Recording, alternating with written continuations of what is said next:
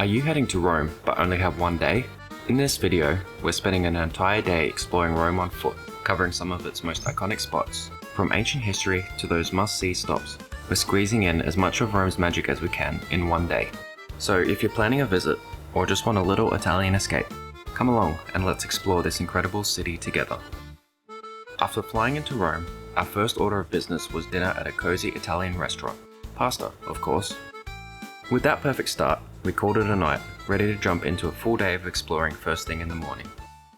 First stop, the Pantheon. Originally built as a Roman temple nearly 2,000 years ago, it's one of the best preserved ancient buildings in Rome. With its massive dome and open oculus, it's both stunning and an engineering marvel.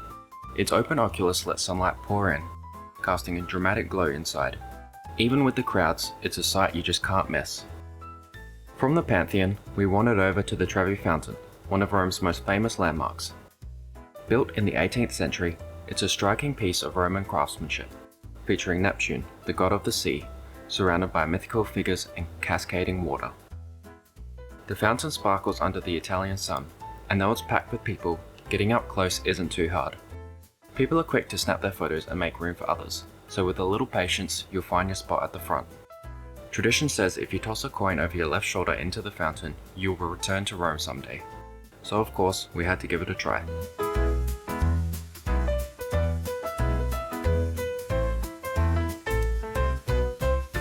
After the Trevi Fountain, we headed toward Trajan's Column and Forum. This area gives a real sense of ancient Rome's grandeur.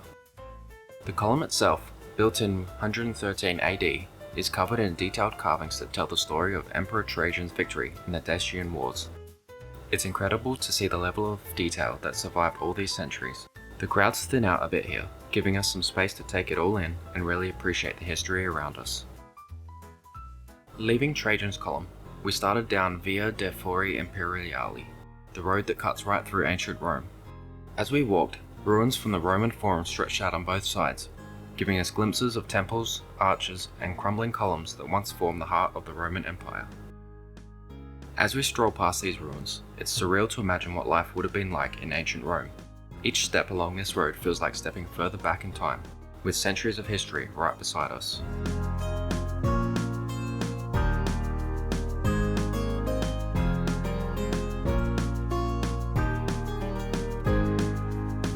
At the end of the road, we reach the Colosseum, probably Rome's most iconic landmark. The Colosseum towers above, a reminder of Rome's epic past and feats of engineering. Even after all these centuries, it's hard to grasp the scale of this place until you're standing right in front of it. Built nearly 2,000 years ago, it once held up to 80,000 spectators who came to watch gladiator battles and other events. The atmosphere here is lively, with visitors from all over the world taking in the sight of this ancient arena. We took some time to walk around, soaking in the sheer size and imagining what it must have been like in its prime.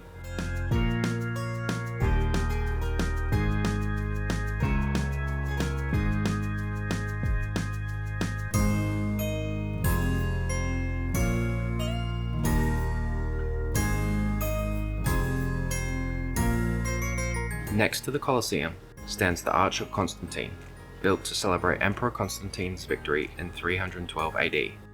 It's covered in intricate carvings and stands as a reminder of Rome's long history of triumphs and conquests. Seeing the arch alongside the Colosseum adds to the sense of ancient grandeur all around us. After taking in the Colosseum and the Arch of Constantine, we made our way back up to the monument to Victor Emmanuel II. This towering white marble structure, built in the early 20th century, honors Italy's first king and the unification of the country in 1861. The monument itself is a symbol of Italy's journey toward unity, featuring statues, grand staircases, and massive columns, all topped by bronze chariots that can be seen from across the city. Locals often call it the wedding cake or typewriter because of its bold, layered design. From the steps, we got an incredible view over the city, the perfect end to a day surrounded by Rome's history, old and new.